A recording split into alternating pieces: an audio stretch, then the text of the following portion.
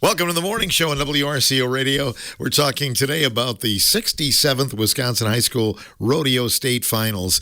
And in the studio, as they have been for many years, we have Kenda Deaver and Dean Reinhardt joining us, the members of the committee. Dean, here we go again.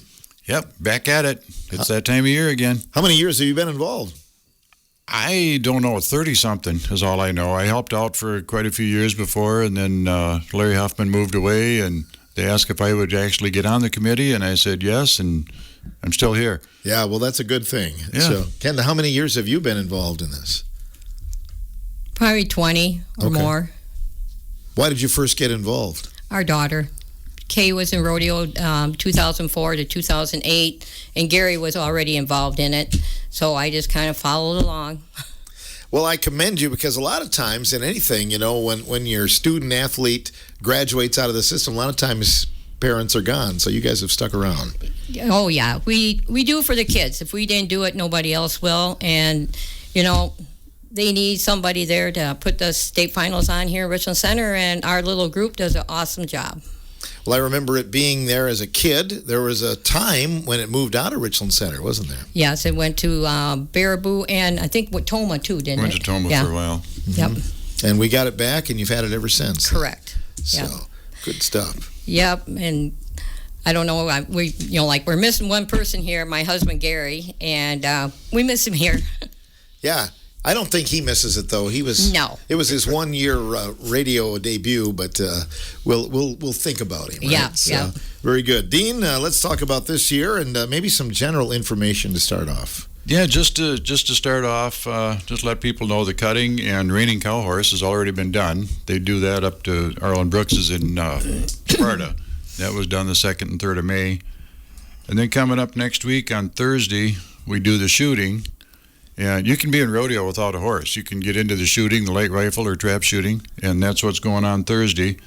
The light rifle will be at 10 o'clock Thursday morning at Pine River Sports, and then at 2 o'clock Thursday afternoon they go to Muscadet Sportsman's Club for the trap shooting. And then on Wednesday they start bringing the dirt in. Logan Olson always levels it off for us, and Richland Center Public Works haul it in, and we start watering, and then the guy brings the drone in and sets all of the stakes, and we're all running after that. The drone makes it easier than it used to be, doesn't it? It used to, you would tape measures everywhere, and now you put that drone up in the air. Okay, this stake goes here, that stake goes there. Okay, way above my pay grade. I have no idea what they're doing out there, so I find something else to do. And the shooters, can they advance to other competition after here? Or is it just kind of this? No. They go on to nationals too. Just like the bronc riders, just like anybody else in rodeo. They're considered part of the rodeo team. And I'm guessing some may be involved in their high school teams too, because there are some high school shooting teams too. Yeah, there's getting to be quite a few high school trap shooting teams around, and they're doing pretty good. So that's kind of the very first thing that kicks it off. And then, Kenda, you have the Queens contest again, which is one of the early things too, isn't it? Yeah, Thursday night we have a Queens contest, and it considers of, at 3 o'clock, they do a horsemanship. 4 o'clock, they have a Queens test where they test them on the rule book of the national rule book. They have to know that from back to back. And then at 6:45, the Queen contestants have a meeting. And then at 7 o'clock is the pageant. And the pageant includes like an interview and speeches and just how they dress in formals and everything. So there's a local group that judges them then? Yes. The state board and Riley Clary, she used to be Dressler, she's our queen coordinator. They get the judges and they pick who does the judging, and then they sit there and ask the questions and judge what they do. And then they unveil the queen, the name of the queen on Sunday. And then after that, they have they call it a back tag ceremony where all the contestants, they get up on stage like they do in the professionals and get their back tags. And then after that, they have a cowboy prom where they all dress in formals and everything and dance till 11:30. So it's part of the tradition, isn't it? Yes, every year. Yes. So then let's talk about the rodeo, the times, and everything for next weekend, Dean, if you would. Yeah, on Friday and Saturday, we run what they call slack on Friday afternoon, and Saturday afternoon, that'll be at 1 o'clock. That's just the extra, if we have an overrun of contestants. So if you run slack on Friday, you'll be in the performance on Saturday. If you run the performance Saturday, Friday, you'll be on slack on Saturday. So, and then the performances are Friday night, 7 o'clock. We do some special introductions, introduce the junior high teams and whatever else they come up with. Then Friday and Saturday night, the performance actually starts at 7:30. And then on Sunday, 11:30 a.m. is when they do the special introductions. They'll crown the queen then, and then at noon is the final rodeo performance. Are you doing some special things? Are you wearing pink for Grace this year? We're doing Pink for Grace on Friday night again. We've done that for years, and then we usually make a donation to Grace. So anybody that shows up, the contestants, the workers, anybody in the stands, anybody that wants to wear pink can wear pink. That's to support Grace.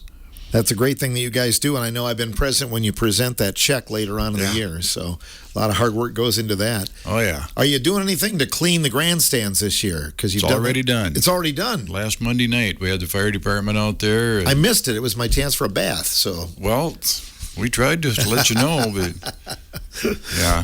You We'll get you and Henry out there and put you in front of the hose. And, yeah, see which one stands up longer. but you got everything spick and span now. Yep, grandstands are all cleaned, and we're ready to go. We'll be setting the arena on Thursday, and then it's go. And then Sunday night we start cleaning up and getting everything back. So everything that we borrow has to be back on Monday or Tuesday. So speaking of which, you do get a lot of donations and people stepping up for you every year. Oh man, if it wasn't for the donations with the equipment and the feed and all the help that comes out there, and we've got people coming out, what can we do, and all this, and if it wasn't for this community, I know we've said it every year, it's like a broken record, but if it wasn't for this community donating, like I said, the equipment and the feed and the time, and we wouldn't be able to do this. So we just want to make sure we thank everybody that donates anything. We appreciate it. It takes an army, doesn't it? Oh, it does, yeah. And what about the committee? How many members are on the committee, Kenda? Each and every year? She's counting on her fingers. She's thinking. I believe 8 we have. I think 8 members we have. Not enough.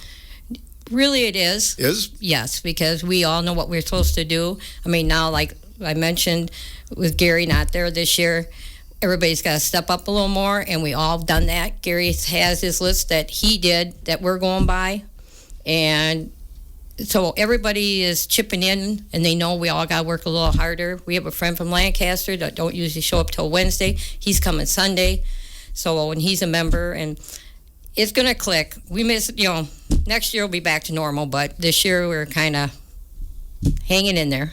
So do you have Gary on speed dial to ask him questions? Oh, yeah. He's got the home phone there so we can call him whenever we need him. And I bet you will, too. Oh, yeah.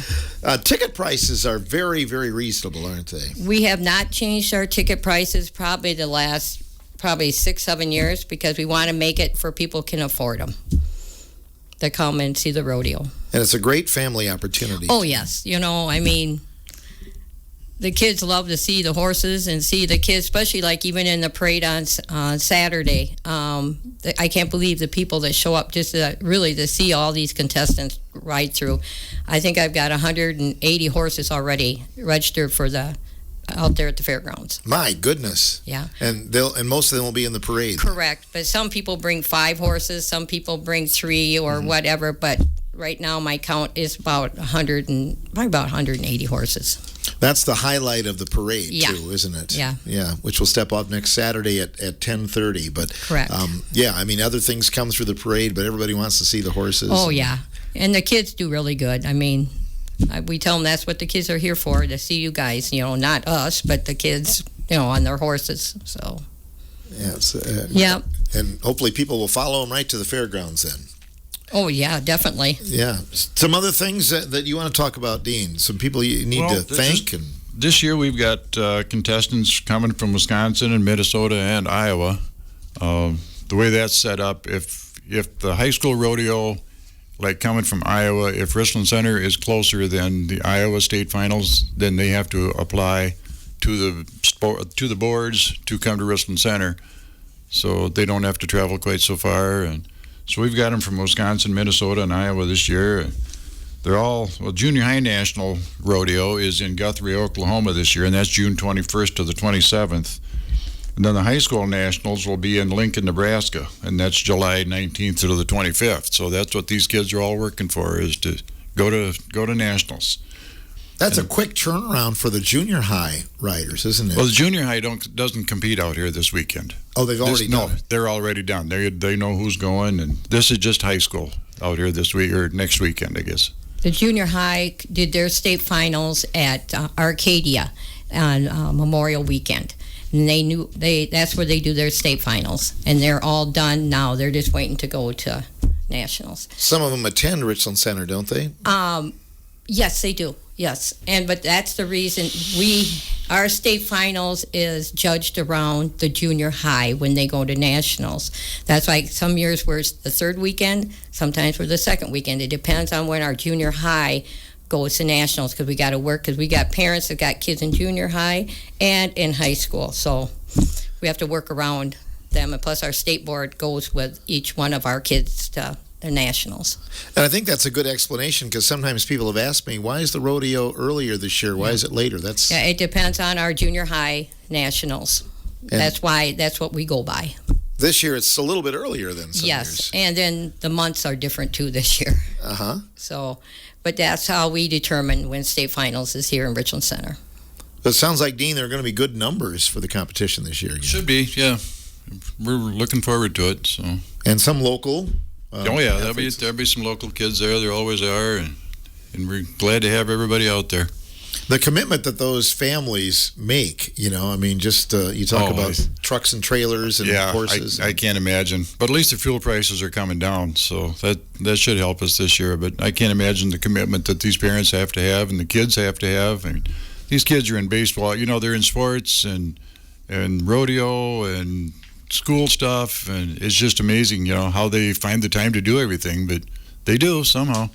It's amazing, you talk about watching a high school athlete in another sport, and I have watched rodeo before, too. I think they might have to be in the best shape to do rodeo, right? Yeah, I think so, yeah. Use every muscle in their body. What about food? That's always a good thing at the rodeo this year.